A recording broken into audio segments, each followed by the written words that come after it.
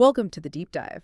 Today, we're getting into a document that really offers a different take on current international relations. It's a perspective that, well, it challenges a lot of common assumptions, and it kind of forces us to ask, have we been seeing the Iranian side of things through the wrong lens entirely? Exactly. Our mission here is to really unpack the main arguments in this document. It's titled Under Siege, an Iranian perspective on U.S. and Israeli attacks. We want to give you a solid understanding of this specific viewpoint, and it's really important to stress. We're just laying out the ideas from the source material. We're not endorsing any political stance here. The goal is for you, the listener, to grasp the nuances of how things look from this angle. It's pretty vital for a complete picture of what's going on internationally. Okay, so the document kicks off with a pretty bold statement. It says, Iran doesn't see itself as the aggressor, but instead, quote, at the epicenter of escalating military aggression from the U.S. and Israel. What's the core argument they're making there? Yeah, that framing is key. The source argues these actions, they're not really about non-proliferation or regional stability, which is often the public reason given. Instead, it calls it a long-term strategy of containment, destabilization, and regime change. So from this Iranian viewpoint, it boils down to being fundamentally about geopolitical control. Other issues like the nuclear program are maybe seen more as symptoms or pretexts, not the root cause. It definitely shifts the focus. Yeah. So if the argument is geopolitical control, how does the document apply that logic to, well, the really contentious issue, Iran's nuclear program? Does it paint a different picture of Iran's intentions than what we usually hear? Oh, absolutely. Yeah. The document is very consistent on this. It maintains Iran's nuclear program is purely for peaceful purposes. It makes a point of highlighting Iran's status as a signatory of the Non-Proliferation Treaty, the NPT, the big international agreement on nukes. And it mentions Iran submitting to IAEA inspections. That's the International Atomic Energy Agency, the UN's watchdog. Plus, the source points to the 2015 Joint Comprehensive Plan of Action, the JCPOA deal, saying it offered global assurance of Iran's compliance. Right, the JCPOA. And that brings us to something the source really flags. The U.S. pulling out of that deal unilaterally in 2018 under President Trump. From this perspective, that action is seen as, quote, violating international consensus and reigniting tension. Exactly. That withdrawal is central to their argument. The source also talks about what it calls a recycled fear tactic, specifically the claim that Iran is always months away from getting a nuclear bomb. It notes that Israel has been using this line basically since the early 1990s without solid proof. So it's presented as, a way to keep the pressure on. And the document doesn't stop there, right? It brings up what it sees as pretty stark double standards regarding nuclear weapons in the region. It highlights that Israel itself possesses hundreds of nuclear warheads and refuses to sign the NPT. But according to this Iranian perspective, doesn't face the same kind of international heat. So this isn't just about a fear tactic, is it? It seems to point towards the power dynamics involved. Precisely. It's laid out as a really significant inconsistency, suggesting hypocrisy and a selective use of international rules. Okay, so with that nuclear context set up, let's dig into what the source describes as the true goals behind the aggression from this Iranian viewpoint. This is where it really spells out the perceived deeper motivations, right? Indeed. The first goal they identify is trying to halt Iran's growing regional influence.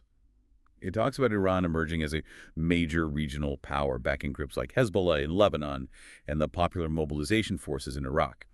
Now, the source describes these groups as challenging Western-backed regimes and also fighting extremist groups like ISIS. So this view argues the U.S. and Israel see Iran's influence itself as a threat to their hegemonic interests in the region. Okay, so halting regional influence is one. Then the document moves to a second goal, economic and energy control.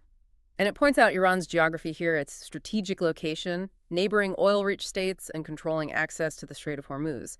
That's where, nearly 20% of the world's oil passes through. Yeah, a huge amount. And what's interesting is how the source ties this together.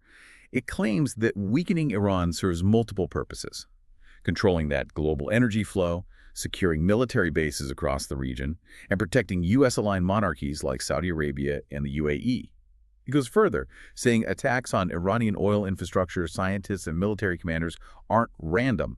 They're presented as part of a broader strategy to strangle the Iranian economy and basically cut it off from global markets. Wow. Okay, and then we get to the third goal mentioned, which sounds, well, the most direct. Push for regime change. The source notes that Western think tanks and Israeli officials have repeatedly called for the collapse of the Islamic Republic. Yes, and it tries to connect this stated goal to actual events on the ground. It links this desire for regime change to things like the assassination of General Qasem Soleimani in 2020, right up to the latest drone strikes in Isfahan and Natanz. Hmm. The document's core argument here is that the long game isn't really disarmament, it's destabilization. Okay. The intent, according to this perspective, is to foment internal unrest, weaken the Iranian Revolutionary Guard Corps, the IRGC, that's a major force in Iran, and, ultimately install a U.S. compliant regime. So given all this perceived aggression, these stated goals, how does the source talk about the impact on actual Iranian society, on their sovereignty? What effects have these actions had on the people, according to this viewpoint? Well, the source paints a picture of consistent resistance from Iranian society, despite the real hardship caused by sanctions and foreign interference. And crucially, it brings up history. It says the memory of the 1953 CIA-backed coup that removed Prime Minister Mossadegh is deeply etched into the national consciousness. So what that means, from this perspective, is that current events are seen as a continuation of colonial patterns aimed at undermining their independence, their sovereignty. Yeah. It's not just old history for them, it's a filter for today. Right, that historical lens is powerful. So specifically, what impacts does the source say this long-term pressure has had? It details a few key things. One, the attacks have actually galvanized national unity, apparently leading to millions rallying behind the state. Two, they've increased distrust in Western diplomacy, particularly after the U.S. left the JCPOA. Right. That seems to really damage faith in agreements. And three, it's forced Iran to enhance self-sufficiency in areas like defense and energy development, essentially pushing them to rely less on the outside world. Okay, so that's the impact. Given this backdrop, what about solutions? How does the source describe Iran's approach, its stance on engaging with the world? What's the suggested path forward? The document states that Iran has repeatedly called for dialogue, multilateralism, and regional cooperation. It even cites specific initiatives like the Hormuz Peace Endeavor or HOPE. But the source also claims these efforts are often just brushed aside, right? It says they're dismissed by Western powers more interested in arms deals and perpetual conflict. That's the argument presented, yes. And sort of wrapping up this point, according to the document, Iran is urging international bodies like the UN, economic groups like BRICS, Brazil, Russia, India, China, South Africa, and the non-aligned nations to step up, to denounce unilateral aggression and uphold principles like sovereignty and international law. Right. So, just to kind of wrap up our deep dive today, looking through the lens of this particular source, the actions by the U.S. and Israel are framed consistently, aren't they? They're seen as acts of imperial aggression with the aim of undermining Iran's sovereignty, holding back its scientific progress, and fundamentally trying to redraw the balance of power in the Middle East. Exactly, and reaffirming Iran's position, as stated in the source. Despite all these provocations, Iran remains steadfast in its defense and is determined to uphold its dignity and role as a sovereign nation. And the source ends with a pretty powerful thought, something for you to consider. History has shown that no empire, no matter how powerful, can extinguish the will of a people determined to remain free. It's definitely a compelling statement. It really underscores the complexity, doesn't it? Trying to understand these international conflicts from all the different national perspectives involved. We hope this deep dive gave you a clearer, maybe more nuanced picture of this important viewpoint. Subscribe for more.